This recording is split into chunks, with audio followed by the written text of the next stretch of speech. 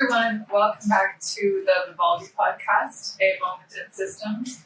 Today is part 2 of our interaction field thinking podcast, and we'll dive into how the traditional customer journey is changing in the face of AI. We'll also go into Agentic AI and Agentic e-commerce, and go into more real-life examples of how real brands out there are orchestrating their own systems. I'm here with Erich Joachimsthaler. Welcome. Welcome. Maybe I'm going to recap from last time a little about interaction fields. So an interaction field is a cross-industry system where actors like customers, platforms, partners, organizations, and also now AI as a new partner are continuously interacting with each other and co-creating value and learning from each other. So the new unit of value creation is now co-created across this system. Today we're going to start with the traditional customer journey. Could you describe how the traditional customer journey, how it's linear, and how did Vivaldi find out that the flight of the bumblebee is more about activities than this linear structure? Sure. When I got into the business, we started with a journey that starts with awareness. It usually was TV or magazine, in some cases, where consumers would encounter the brand for the first time. And then the next step was to go to the store and to buy the product. The journey had very limited touch points. There were a few channels on TV. In Germany, where I grew up, there were 3. And then there were more and then, in other countries I lived. But largely the journey was rather linear. It usually started with TV, then went to the store. Maybe you examine the product at the store, maybe you bought it. Let's say you think about shoes. You would say, well, I actually wanted to try them on first. Maybe you go to another store and say, I want to see another model. And then you make a choice. So the decision or the journey was you create awareness, you create consideration, maybe you go around shopping in different stores for consideration, and then you create a preference. You say, I prefer this one over that one, and you buy ultimately the product. Then in 2000, everything changed. In 2000, or 1995 to be exact, we got the internet. And with the internet, we got lots more touch points. One of the first touch points was Amazon. It's an online store. And then, of course, there was a proliferation of online stores, other e-commerce sites.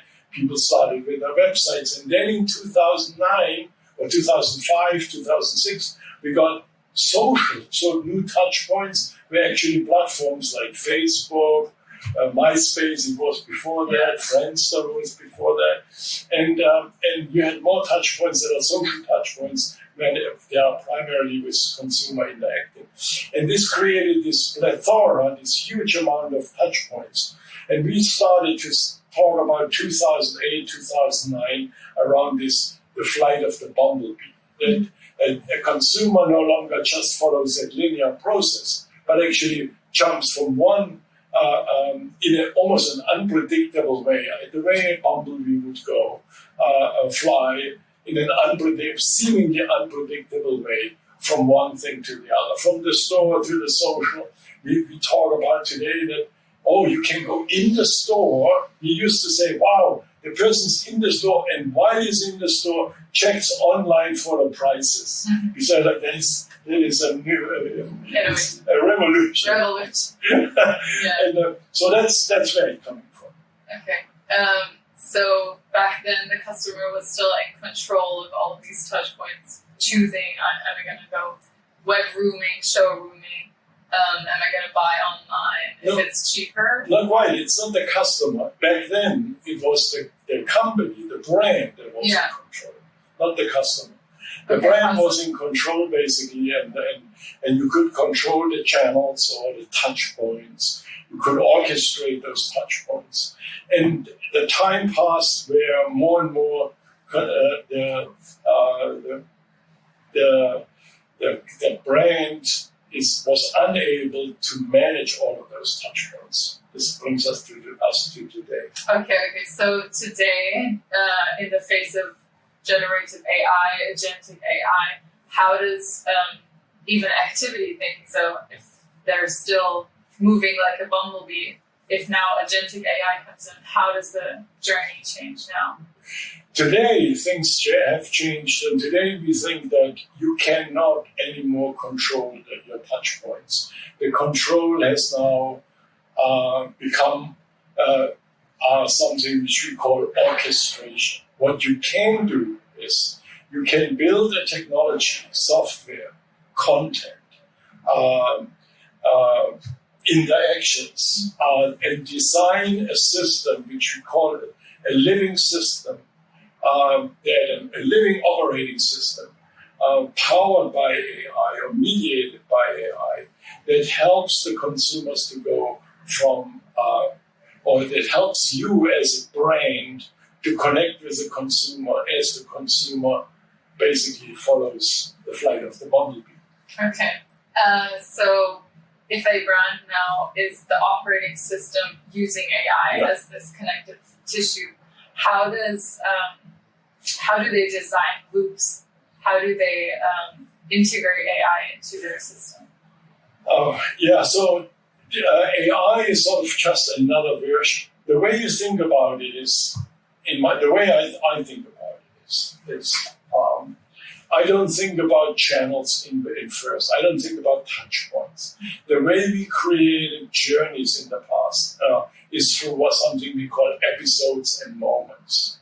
And let's say one of my episodes is I like to go running on a regular basis. It's a recurring, almost like a ritual, a routine that I do 3 times a week. Within that episode, I have a set of moments. And one of the moments is before I get out of the house, I'm checking out podcasts. Mm-hmm. And I actually say, like, which podcast do I want to watch?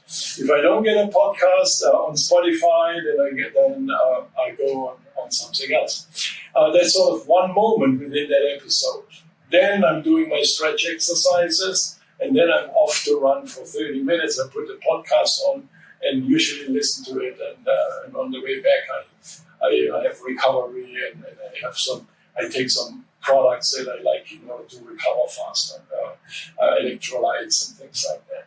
So the way I think we need to think about journeys is not from a brand, touch points, or channel perspective. We need to think of journeys as moments and episodes in people's lives. And we need to orchestrate those.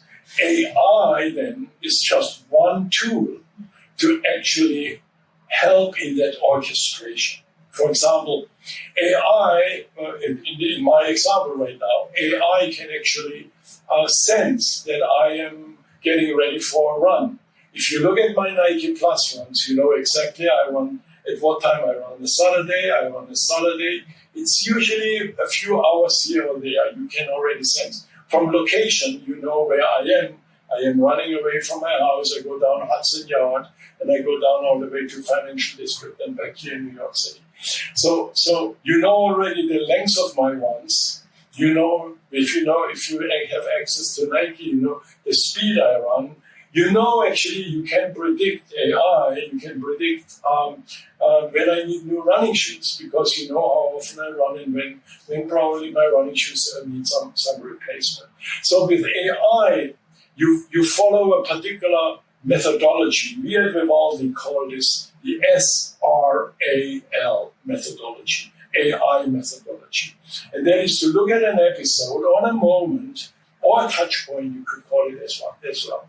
And you create ways to sense where the consumer is in the moment. You create an agentic AI to reason what that moment is about, Erich is going to run for the next 30 minutes. Erich probably needs an advertising, let's say, about recovery would be good for Erich, given his advanced age, let's say. He needs an extra blue pill, let's say, to recover faster. And on and on. And so this is a process.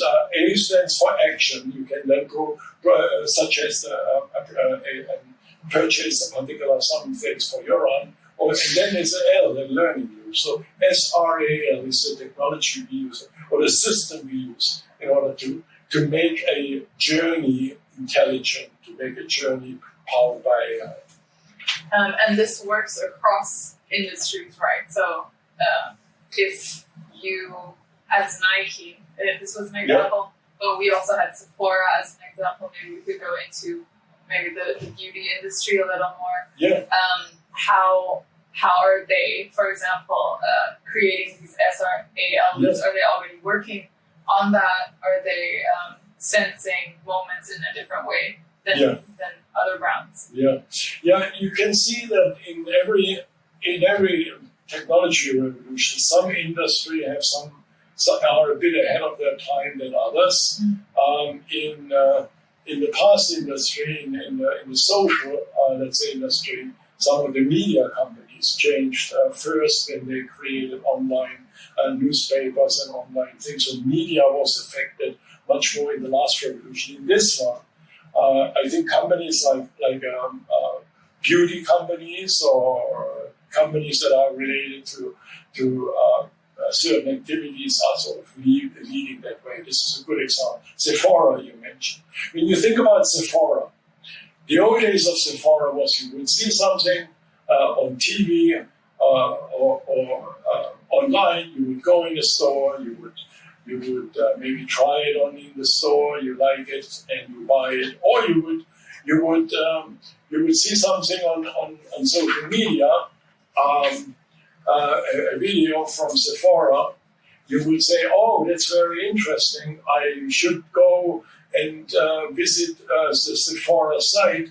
On the Sephora site, you can interact with the site, and you can sort of choose particular products at the end. You go through a checkout, and you purchase. That used to be, and you get it delivered within a few weeks or a week or faster. That was the old ways. In the AI world, it works differently. There's social, there's TikTok, the Instagram, but the AI can actually detect at what moment you are as you respond perhaps to a social media to maybe a post from some influencer who talks about getting ready for the night, like a pre-event preparation, let's say, some plan, pre-event plan. And so the AI detects where you are at that moment. Is it what time of day it is? You're getting ready for the night out or something like that. AI can then actually, and this is this technology that exists already there from various companies, including Google. You can do a tryout. You can actually try out how the particular Sephora cosmetics, let's say, or lipstick will fit into with you and in the way you want to dress that night. You can actually, in the case of AI, and this is this SRAL loop, you can actually immediately respond to say, like, I would like that kind of lipstick for me, and the entire journey collapses to that one interaction, if you will. Yeah. You see the suggestion, the recommendation, and fulfillment takes place automatically. That technology exists now in large language forms already. So would you say that the traditional sales funnel that went, I know you wrote about this on LinkedIn, went from attention as currency and the traditional sales funnel from attention to purchase, where everything was kind of in the hands of the customer still, to a agentic fulfillment where the brand is in control of the moment and the AI even can fulfill it now. Yeah, so I say, look, the currency now used to be attention. You know? Get attention from when you are going on Google and search something. Get attention when you're on Amazon and trying to find for a product. Now, on social media, now it's AI actually detects intent, and that intent is and you're going from attention to intent. And intent is when AI can detect what you are planning to do. It's getting ready for that night out. And you're going from intent to fulfillment. You're going from intent to purchase. There is no longer the consideration and purchase because AI can detect what is most likely what you want, and all you need to say is yes. Also, OpenAI is taking first steps into this agentic commerce by its new feature called instant checkout. Yeah, well, everything happens almost simultaneously. OpenAI gets a lot of attention. They are the biggest with 800 million monthly users. So that's why they get a lot of attention. Last week, they introduced instant checkout on their large language model. But Google has a very similar concept called AP2, standing for Agentic Protocol 2. Yeah. And has actually launched a few weeks before. The same thing with Swipe, which is obviously a payment platform, has a concept APC or ACP, which is Agentic Commerce Protocol, and also sort of competes for the very same possibilities. There's also Google VTO, Google Virtual Checkout. That also is potential, or tryouts, which is also sort of like getting into this very same narrative, which allows you to instantly check out without having to ever visit another website. That's sort of the difference. Instead of the consumer actually learning on social or learning in some form through some search engine about your website, and then going to your website and then transacting on your website, going sort of like through the options that you have, choosing the product, filling the checkout, the cart, and then checking out with your credit card. All of that is eliminated, and all of them happens instantly on the large language model. I'd love to dive more into what are the implications for specific brands that used to be known and chosen by the customer. Yeah.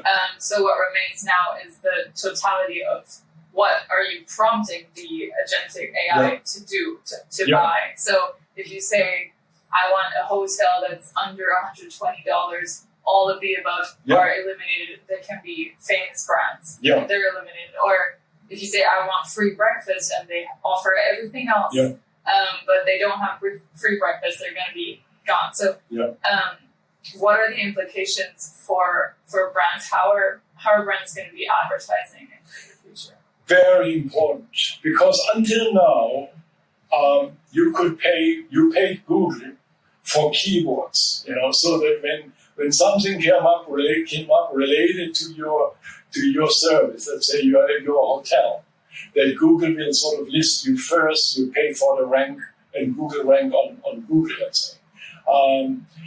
That and you paid for it basically, and keywords became Google's monetization mechanism through advertising.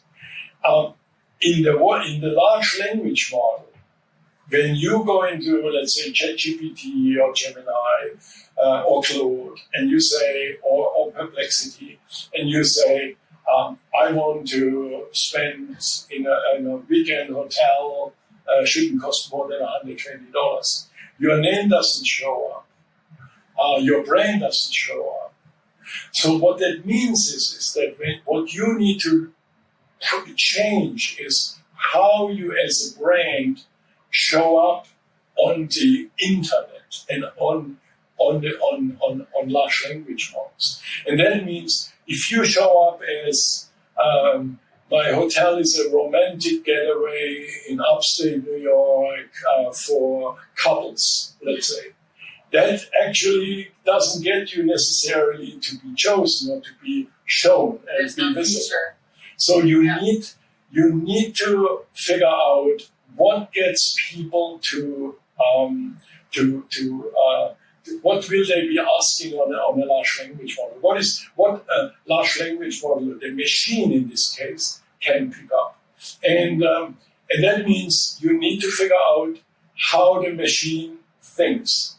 What we do know right now is that the machine can understand a lot more very concrete product definitions. Let's say if you say we are under $120 during the course of the year, with the exception of Christmas and Valentine's Day, let's say. Or you would say, if you say we have breakfast included and so forth. So in the old days, we are still in the old days, if you will. You still have to work with Google, and you have to get your brand name listed, and you have to get listed on Google. But more and more, this will shift to large language models. That's sort of the question, the issue right now. And in that case, you need to not only provide the reason why you want to be in a hotel, an emotional getaway with my significant other over the weekend in upstate New York in a beautiful fall moment. But you also need to be able to help the machine to understand the hotel through very specific product information. So in the old days, Google rank was all that you get noticed by a person because the higher you have your rank, the more likely the consumer will see you first. That's why the rank was so important. You paid for that. In this new world, you not only need to get that right, you also need to get the machine right. So you need to be noticed by the machine. That's the significant difference. Do you think brands, because we moved from a kind of feature-centric marketing to a more storytelling, romantic getaway hotel, and now back to basic price, function, features, is there a risk of commoditization, or do you have to balance storytelling and feature centricity? How are brands supposed to create this new SEO for, like, in the AI age? Yeah. It's very, very, a very big question. I don't think I have an answer. Who does? But it is clear that a simple emotional messaging, let's say, around your brand that served you well to cut through the clutter in let's say, the traditional media, we call it now, social media or also TV or magazine, traditional, is not enough. And we are going back to product as well. So we do know there is a big question of who benefits. Do smaller brands benefit? Do larger brands more benefit? And I don't think we have a good answer. I think as marketers, that's what we really need to figure out right now. How do large language models favor certain brands? It is as a starting point, we do know that if you think of a large brand like Nike has more reviews, has more followers, has more consumers than, let's say, On or Hoka as an example.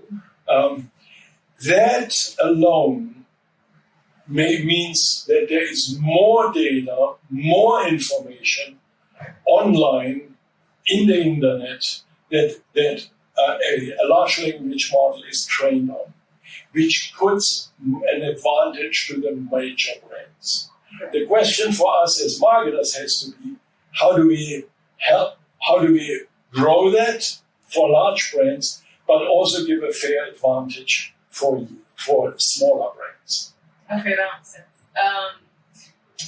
We wanted to kind of answer the question of, is the customer journey dead, or is the customer journey ending? Given all that we have discussed in the rise of agentic commerce, and the unit of value creation being episodes in an interaction field, do you think the customer journey is ending? Is it only ending in particular industries? How do you have an overall conclusion? What I do know is that we need to monitor how categories change from the traditional model to the current model to a AI-powered model. I think that every category works in a different pace. I think beauty perhaps is growing faster because it is very emotional, it's highly relevant, it's very frequent, it's something you care about your skin, your health, your beauty on a regular basis. It's not a infrequent thing. So it depends on the category. There will be differences. I think we all need to monitor what transition we make. But for those who are ahead of their times, like let's say some beauty categories, chat is the new checkout. And you chat on a large language model, and you check out at the same time. So there is no journey anymore. There is just an interaction. But I think that monitoring that and balancing that is really the critical challenge for a marketer. It will happen to some degree in every industry, in every category. Well, thank you so much, Erich. Absolutely. I think you're very much ahead of your time. I actually am behind because the revolution has already happened last week with instant checkout. So the key part is really it is happening, and as an example with instant checkout, there is now a competition. Who owns the technology? It could be Google that has AP2, or it could be a swipe with the ACP. And depending on who wins those format wars, behind almost the curtain or hidden to us as consumers and as marketers, I think that will determine how quickly something will become mainstream. And then we all will be behind rather than ahead of time. Understood. Okay. Thank you. Thank you.